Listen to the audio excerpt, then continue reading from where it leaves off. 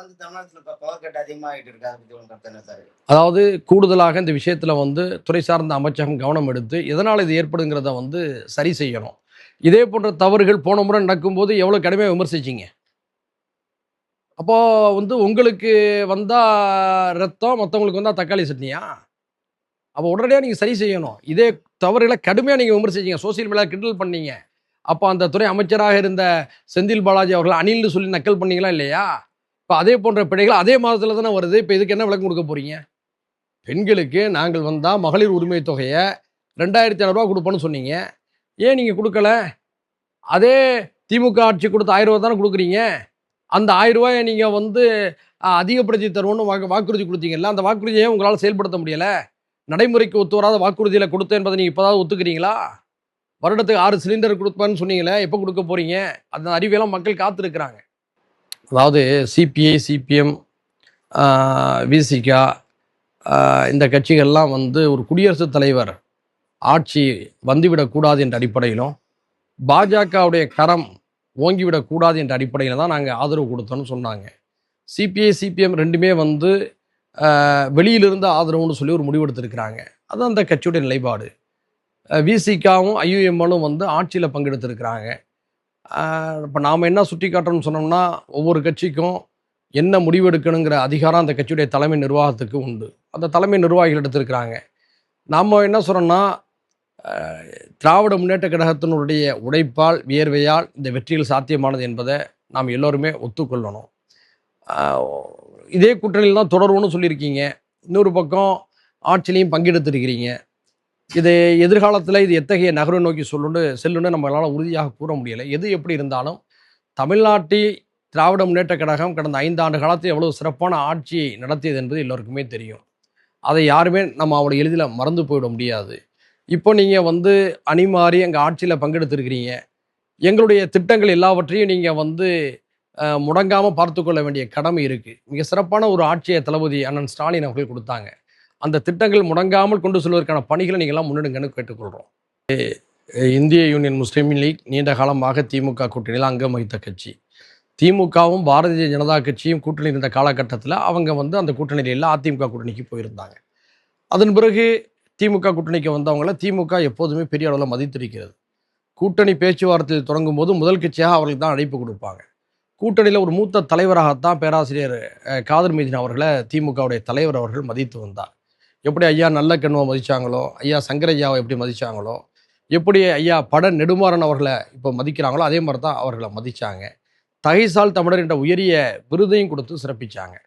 இப்போ இந்த நிலையில் பேராசிரியர் காதர் மீதின் அவர்கள் தங்கள் கட்சியுடைய முடிவை அவர் செயல்படுத்தியிருக்கிறார். அந்த கட்சியுடைய விருப்பம் நாங்கள் அதை குறை சொல்லலை. ஏன்னா ஒவ்வொரு கட்சிக்கும் முடிவெடுக்கக்கூடிய அதிகாரம் உண்டு. அதை நாம மட்டுமல்ல, கூட்டணியுடைய தலைவர் தளபதி மு.க. ஸ்டாலின் அண்ணன் அவர்கள் கூட சொல்லியிருக்கிறாங்க. ஒவ்வொரு கட்சிக்கும் முடிவெடுக்கக்கூடிய சுதந்திரம் இருக்குது, உரிமை இருக்குன்னு சொல்லியிருக்கிறாங்க. ஆனால் நம்ம என்ன சொல்கிறோன்னா, நீங்கள் பிரியும் போது நண்பர்களாக பிரிந்து கொள்ள வேண்டும். இத்தனை ஆண்டு காலம் உன்னதமான இடத்தில் நம்மை வைத்திருந்தார்கள். நல்ல நட்பில் இருந்தோம், தோழமையில் இருந்தோம். நம்ம வேறு ஒரு அரசியல் முடிவுகளை மேற்கொள்ளும் போது, வேறு ஒரு அரசியல் நடவடிக்கையில் ஈடுபடும் போது சங்கடம் இல்லாமல், காயம் இல்லாமல் பிரிந்து கொள்ள வேண்டும் என்ற அடிப்படை பண்பு இருந்திருக்க வேண்டும். ஆனால் அதை பேராசிரியர் காதர் மீதின் அவர்களுடைய ஒரு தனியார் தொலைக்காட்சி பேட்டி உடைத்திருப்பதாக நான் கருதுகிறேன். மிகவும் வருந்துகிறேன். பேராசிரியர் காதர் மீதின் போன்ற பெரிய மனிதர்கள், மூத்த அரசியலாளர்கள் இப்படியெல்லாம் பேசலாமா என்ற வருத்தம் எனக்கெல்லாம் இருக்கிறது. அடுத்து முஸ்லீம்களுடைய வாக்குகளில் தான் திமுக ஜெயிச்சிருச்சுன்னாங்க. நாங்கள் ஒரு விஷயத்த சொல்கிறோம். முஸ்லீம் லீக்குடைய வாக்குகள் என்பது வேறு, முஸ்லீம்களுடைய வாக்குகள் என்பது வேறு. ரெண்டுக்கு வித்தியாசம் உண்டு. முஸ்லீம்கள் ஏறத்தாழ பரவலாக ஒட்டுமொத்த தமிழ்நாட்டில் எடுத்துக்கொண்டால் 70 முதல் 80% வாக்குகளை திராவிட முன்னேற்ற கழகத்துடைய தலைமையிலான கூட்டணிக்கு தான் செலுத்தி இருக்கிறாங்க. ஒரு சில இடங்களில் அது 10% எதிர்கட்சிக்கு போயிருக்கலாம், பிற கட்சிகளுக்கு 20% அளவில் போயிருக்கலாம், சில இடங்களில் 30% அளவில் கூட போயிருக்கலாம். ஆனால் 70%க்கும் அதிகமான வாக்குகள், அது அதிகபட்சம் 80% வரை மொத்தமாக திமுகவுக்கு தான் முஸ்லீம்கள் வாக்களித்திருக்கிறார்கள். இந்த வாக்குகள் முஸ்லீம் லீக்குடைய வாக்குகள் அல்ல. அதாவது கடந்த 15 ஆண்டுகளாக மோடி அவர்கள் பிரதமராக வந்த பிறகு, அவருடைய அரசியல் தீவிரம் பெற்ற பிறகு, இந்தியா முழுக்க இருக்கக்கூடிய முஸ்லீம்கள் ஒவ்வொரு மாநிலத்திலும் தங்களுடைய அரசியல் நலனுக்கு எது உகந்ததோ அதற்கேற்ப முடிவெடுத்து வருகிறார்கள். உத்தரப்பிரதேசம்னா அகிலேஷ் யாதவுக்கு ஓட்டு போடுவாங்க, சமாஜ்வாதி கட்சிக்கு. பீகார்னா ராஷ்ட்ரிய ஜனதாதள் தேஜஸ்வி யாதவுக்கு ஓட்டு போடுவாங்க. வெஸ்ட் பெங்கால்னு சொன்னால் திரிணாமுல் காங்கிரஸ் மம்தா பானர்ஜிக்கு ஓட்டு போடுவாங்க. அதே மாதிரி தான் தமிழ்நாட்டில் சிஏஏ போராட்டம் வந்ததுக்கு அப்புறம், அதுக்கு முன்பிருந்தால் நல்ல நட்பு இருக்குது.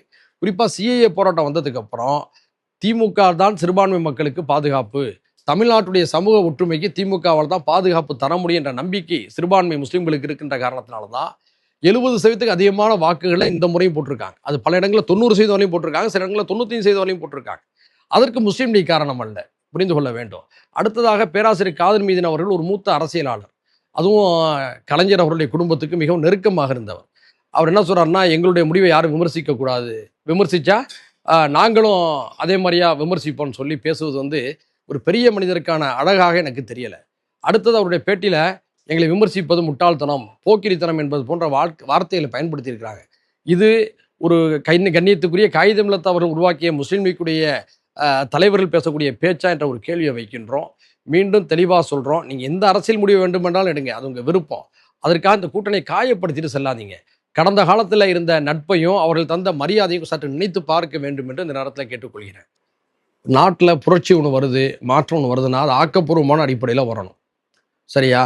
அதாவது சோசியல் மீடியாவை மட்டுமே நம்பி எந்த ஒரு மாற்றமும் வந்துடுன்னு சொல்லி நம்புறத முழுமையாக ஏற்கவும் முடியலை, நிராகரிக்கவும் முடியலை. இப்போ நான் என்ன சொல்கிறேன்னா, ஊழலுக்கு எதிரான செயல் திட்டங்கள், விரைவான அரசு நடவடிக்கைகள், வேலைவாய்ப்புகளை தீர்த்தல், பொருளாதார முன்னேற்றம், இப்படிப்பட்ட குறிக்கோள்களை மையமாக வச்சு ஒரு புரட்சி ஏற்பட்டுச்சுன்னா அந்த புரட்சியை நம்ம வரவேற்கலாம்.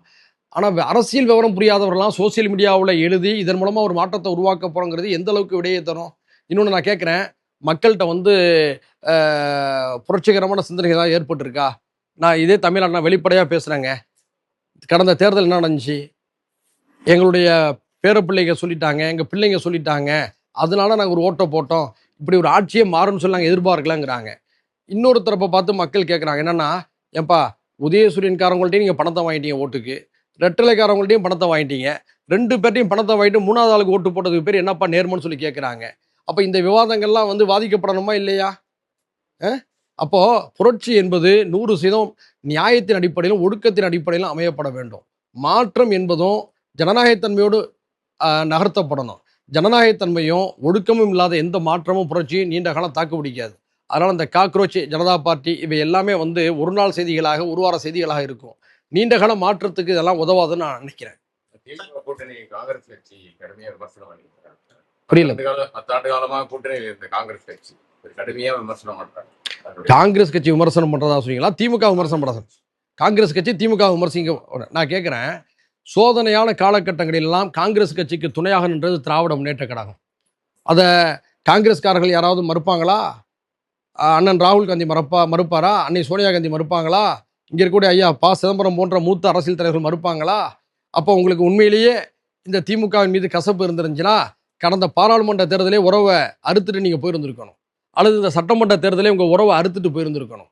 அப்போது நீங்கள் நடந்து கொண்ட அரசியல் அணுகுமுறைகள் வந்து மக்களால் ரசிக்கப்படுதா? தேர்தலில் 28 சீட்டுகளை கேட்டு பெற்றீங்க, ஒரு ராஜ்யசபாவை கேட்டு பெற்றீங்க. வெற்றி பெற்ற பிறகு தங்களுக்காக தேர்தலில் செலவு செய்த, தங்களுக்காக 28 தொகுதியிலும் கடுமையாக பாடுபட்ட திமுகவுடைய தொண்டர்களை திருப்திப்படுத்த விதமாக அந்த தலைவர்கிட்ட ஒரு வார்த்தை நன்றியை சொல்லிட்டு, இது மாதிரி ஒரு புதிய அரசியல் சூழல் உருவாகி இருக்கு, எங்கள் தொண்டர்கள் இப்படி விரும்புகிறாங்க, எங்கள் கட்சி தலைவர்கள் இப்படி விரும்புகிறாங்க, நாங்கள் அந்த கூட்டணிக்கு போகிறோங்கிறத பண்பாடாக சொல்லிட்டு போனீங்கன்னு சொன்னால் நாங்களே உங்களுக்கு சால்வை போட்டு வாழ்த்தியிருப்போம். சரி, பிரியும் போது கூட நண்பர்களாக போகிறாங்கன்னு சொல்லிட்டு. ஆனால் எப்படா இப்படிப்பட்ட ஒரு முடிவு வரும்னு காத்திருந்தது போலவும், இத்தனை ஆண்டுகள் வேண்டா விருப்பாக இருந்து நடித்து கொண்டிருந்தது போலவும், உடனடியாக சத்தியமூர்த்தி பவனில் ராகுல் காந்தி அவர்களுடைய படத்தையும் விஜயுடைய படத்தையும் வச்சு நீங்கள் ஆட்டம் போட்டிங்களே, இதெல்லாம் நல்ல அரசியலா? இதான் காமராஜர் கற்றுக் கொடுத்த அரசியலா? இதான் கக்கன் கற்றுக் கொடுத்த அரசியலா? இப்படிப்பட்ட ஒரு பண்பாட்டு வீழ்ச்சிக்கு நீங்கள் போயிட்டீங்க. இப்போ நீங்கள் திமுக விமர்சிக்கிறீங்கன்னு சொன்னால் அது எந்த விதத்தில் நியாயமாக இருக்கும்? இத்தனை ஆண்டு காலம் திமுகவை சுற்றியே வந்தீங்க, அறிவாலயத்தை சுற்றியே வந்தீங்க, திமுகவுடைய நிர்வாகிகளோட கொஞ்சி குழாவுனீங்க. இப்படியெல்லாம் செய்து விட்டு ஒரே மாசத்துல நீங்க மாத்தி பேசுறீங்கன்னா இது என்ன அரசியல் அரண்டு எனக்கு தெரியலைங்க. சத்தியமூர்த்தி பவனில் இருக்கக்கூடிய பல தலைவருடைய படங்களை பார்க்குறோம். பல தலைவருடைய உன்னதமான கருத்துக்களை கேட்டு பெற்ற காங்கிரஸ்காரர்கள் தான் இப்பெல்லாம் பேசுகிறாங்களான்னு எனக்கு சந்தேகமாக இருக்குது, சங்கடமாக இருக்குது. நாளைக்கு முகம் பார்க்கணும். இது அரசியலில் வந்து இதே நிலை தொடரலாம் சொல்ல முடியாது. நீங்கள் நிச்சயமாக என்றாவது ஒரு நாள் அறிவாலயத்து பக்கம் திருப்பி தான் பார்ப்பீங்க. அப்போ திரும்பி பார்க்கும்போது திமுக தலைவருடைய முகத்தை பார்க்கணும், சந்திக்கணுங்கிறத மனதில் வைத்து பேசுங்க. தமிழ்நாட்டில் திராவிட கட்சிகளை அழிக்கணும் என்பது டெல்லியில் இருக்கக்கூடிய சில தீய சக்திகளுடைய விருப்பம், கனவு. கடகங்கள் இல்லாத தமிழ்நாடு, கவலைகள் இல்லாத தமிழ்நாடுன்னு ஒரு கோரிக்கையை வச்சாங்க. அதற்கு முதல் பலி அதிமுக. அதிமுகவை மரியாதைக்குரிய மறைந்த முன்னாள் முதல்வர் ஜெயலலிதா அம்மா அவர்கள் மறைந்த பிறகு அந்த கட்சியை எப்படியெல்லாம் உடைச்சி நொறுக்கணுங்கிறத செய்தது யாருன்னு உங்களுக்கு தெரியும். பல தலைவர்களை வெளியேற்றியது யாருன்னு தெரியும். வெளியேற்றிய தலைவர்கள் அடைத்து வைத்து பஞ்சாயத்து செய்தவர்கள் யார் என்பது தெரியும். இன்னைக்கு அதிமுகவை பிளவுபடுத்தினாங்க. இப்போ என்ன செய்கிறாங்க? திமுகவை தனிமைப்படுத்த நினைக்கிறாங்க. தமிழ்நாட்டு மக்களிடம் நாங்கள் சொல்லக்கூடிய ஒரு முக்கியமான செய்தி, தமிழ்நாட்டு அரசியலில் திமுக தனிமைப்படுவதோ அதிமுக பிளவுபடுவதோ நல்லதல்ல. சண்டையோ சச்சரவோ தமிழ்நாட்டை ஒன்று திமுக ஆள வேண்டும் அல்லது அதிமுக ஆள வேண்டும். இந்த ரெண்டு திராவிட கட்சிகளுக்கு தான் அனுபவங்கள் இருக்கிறது. திமுக கொள்கைகளை அழுத்தமாக பேசும், ஆழமாக பேசும். அதிமுக அந்த அளவுக்கு அழுத்தமாக ஆழமாக பேசாவிட்டாலும் அதை சார்ந்து செல்லும். ஆனால் ரெண்டு திராவிட கட்சிகளையும் ஒழிக்க வேண்டும் என்பதில் சில தீய சக்திகள் ரொம்ப விருப்பத்தோடு இருக்கிறாங்க. அதற்கு நாம் யாரும் இடம் கொடுத்து விடக்கூடாது. இன்னைக்கு திமுகவை தனிமைப்படுத்த நினைக்கிறாங்க. எழுதி வைத்துக் கொள்ளுங்க. இந்த நேரத்தில் திமுகவை பாதுகாப்பது ஜனநாயக சக்தியுடைய கடமைன்னு நினைக்கிறோம். இந்த நெருக்கடியான நேரத்தில் எங்களுடைய மனிதநேய ஜனநாயக கட்சி திமுகவோடு தான் இருக்கிறது. திமுக மீண்டும் பலம் பெறுகின்ற வரை திமுக ஆதரவாகத்தான் நாங்கள் இருப்போம். ஏன்னு சொன்னால் திமுக ஒழிக்கணும்னு சில பேர் நினைக்கிறாங்க. இந்த நேரத்தில் திமுக தமிழ்நாட்டுடைய நலனுக்காக பாதுகாக்கப்படும் சொல்லி நாங்கள் விரும்புகிறோம். அதனால தமிழ்நாட்டு மக்கள் இந்த அரசியலை தெளிவாக புரிந்து கொண்டு சில முடிவுகள் எடுக்க வேண்டும் என்று அன்போடு கேட்டுக்கொள்கிறோம். தலைமை தடுமா இருக்கிறது. அதனால வந்து விசிகாவில இருந்து பன்னீர் பாபு வந்து விலகத்தான் அறிவிப்பு. சார், அதாவது விடுதலை சிறுத்தைகள் எங்களுடைய தோழமையில் தேர்தல் வரை இருந்த இயக்கம். இப்போது கூட அவங்க வேறு முடிவு எடுத்தாலும் நாங்கள் திமுகவோட நட்பு தொடரும்னு சொல்லியிருக்காங்க. காங்கிரஸ்காரர்களை போல ஒரு கடுமையான பிழையான அணுகுமுறைகளை அவங்க மேற்கொள்ளலை. நாங்கள் அவங்களை இப்போதும் சிபிஐ, சிபிஎம், விசிகாவை, ஐயுஎம்எல்லாம் நாங்கள் நட்பு சக்திகளாக தான் பார்க்குறோம். தமிழ்நாட்டில் ஜனநாயக சக்திகள் பிளவுபடுவதை நாங்கள் விரும்பலை. இப்போ நாங்கள் என்ன சொன்னோம்? அதிமுக பிளவுபடுவதை விரும்பலன்னு சொன்னோம். அதே போல தான் விசிகா பிளவுபடுவதையோ அங்கே சச்சரவுகள் உருவாவதையோ நாங்கள் விரும்பலை. இன்னும் சொல்ல போனால் பாட்டாளி மக்கள் கட்சி பிளவுபடுவதையே நாங்கள் விரும்பலைங்க. அது வேற அரசியல் அணியில் இருக்கலாம். ஆனால் அது ஒரு சமூக நீதி கட்சி, சாதிவாரி கணக்கெடுப்புக்காக போராடக்கூடிய கட்சி, பூரண மதுவிலக்குக்காக போராடக்கூடிய கட்சி, தமிழ்நாட்டுடைய தமிழருடைய நலனுக்காக போராடிய கட்சி. நாங்கள் வேறு அணியில் இருந்தாலும் பாமக பிளவுபடக்கூடாதுன்னு நாங்கள் நினைச்சோம். அதே மாதிரி தான் இப்போ விசிகாவும் பிளவுபடக்கூடாதுன்னு நினைக்கிறோம். அதிமுகவும் பிளவுபடக்கூடாதுன்னு நினைக்கிறோம். ஏன்னா இவங்க எல்லாருமே நாங்கள் அரசியலில் வெவ்வேறு அணிகளாக இருக்கலாம், வெவ்வேறு நிலைப்பாடுகளை கொண்டவர்களாக இருக்கலாம். ஆனால் இவங்கெல்லாம் ஜனநாயக சக்திகள், தமிழ்நாட்டுடைய வாழ்வுரிமைகளை, தமிழ்நாட்டுடைய நலனை விட்டுக் கொடுக்காத கட்சிகள். இவர்கள்லாம் பலகீனப்பட்டாங்கன்னா டெல்லியில் இருக்கக்கூடிய தீய சக்திகள் பலம் பெற்றுவாங்க. அதனால தான் நாங்கள் சொல்கிறோம், இது வந்து அண்ணன் தம்பி பிரச்சனை. பாட்டாளி மக்கள் கட்சி பிரச்சனையாக இருக்கட்டும், விசிகா பிரச்சனையாக இருக்கட்டும், திமுக பிரச்சனையாக இருக்கட்டும், அதிமுக பிரச்சனையாக இருக்கட்டும், இதெல்லாம் அண்ணன் தம்பி பிரச்சனை. நமக்குள்ளே பேசி சரி செய்து கொள்வோம். ஆனால் இந்த பிளவுகள்னால தமிழ்நாட்டுடைய எதிர்கால நலன் பாதிக்கப்பட்டு விடக்கூடாது என்பதில் நம்ம தெளிவாக இருக்கிறோம். ஏன் திமுகவும் அதிமுகவும் அரசியல் பங்காளிகள்? ஏன் அண்ணாவுடைய தம்பிகள் ஒன்றா உட்காந்து பேசக்கூடாதா? பெரியாருடைய பேரப்பிள்ளைகள் கலந்துரையாடக்கூடாதா? தமிழ்நாட்டை பாதுகாக்கணுங்கிற நலனுக்காக ஒரு சாதாரண பேச்சுவார்த்தை கூட நடத்தக்கூடாதா? அவங்க நடத்துனாங்களா இல்லையாங்கிறது எனக்கு தெரியலைங்க. அப்படி நடத்தினா என்ன தப்புன்னு நான் கேட்குறேன். லாட்டரி சீட்டு மறுபியா தான் இன்னைக்கு கைப்பற்று. இன்னைக்கு அது ஒரு அர்ஜுனா லாட்டரி சீட்டு. அதே மீறி அந்த லாட்டரி சீட்டு மாட்டினுடைய மனைவி அதிமுக சார்பாக திரும்ப தமிழ்நாட்டில் லாட்டரி சீட்டு வந்தால் உங்களுடைய நிலைப்பாடு என்னவாக? சார், அவங்க லாட்டரி சீட்டு நடத்துகிறாங்களா, கள்ளச்சாராயம் காய்ச்சுறாங்களா, மணல் மாஃபியாவில் இருக்காங்களா, இது எங்களுக்கு தேவையில்லை சார். அதை அரசு கவனிக்கணும் சார். ஆனால் ஆட்சி அதிகாரத்தின் பேரால் மீண்டும் லாட்டரி சீட்டு தமிழ்நாட்டுக்கு வறுமையானால் அந்த நகலை எரிக்கும் போராட்டத்தை மனிதநேய ஜனநாயக கட்சி தொடங்கும். அனைத்து விதமான ஜனநாயக சக்தியிலையும் அணிதிரட்டி எங்களுடைய போராட்டத்தை நடத்துவோம். ஏழை எளிய மக்கள் ஏற்கனவே டாஸ்மாக் கடையில் அணிஞ்சிக்கிட்டு இருக்கிறாங்க. இப்போ நீங்கள் வந்து பேராசை காட்டி லாட்டரின்னு வைக்கும்போது உழைக்கும் மக்களுடைய அந்த பணமெல்லாம் அந்த லாட்டரியை நம்பி நீங்கள் சீரழியும். சில நபர்கள் வந்தால் பல மில்லியன் டாலர் சம்பாதிக்கலாம். ஆனால் பல லட்சக்கணக்கான மக்களுடைய வாழ்க்கை சீரழிஞ்சு போயிடும். அதனால் லாட்டரி சீட்டை கொண்டு வரக்கூடிய எந்த முயற்சியில் ஈடுபட்டாலும் சரிதான், நாங்கள் மிக கடுமையாக எதிர்ப்போம். ஜனநாயக சக்தியில் அணிதிரட்டுவோம். எனவே தமிழ்நாடு அரசு அந்த தப்பான முடிவை சிந்திக்கவே கூடாது என்று நாங்கள் கேட்டுக்கொள்கிறோம்.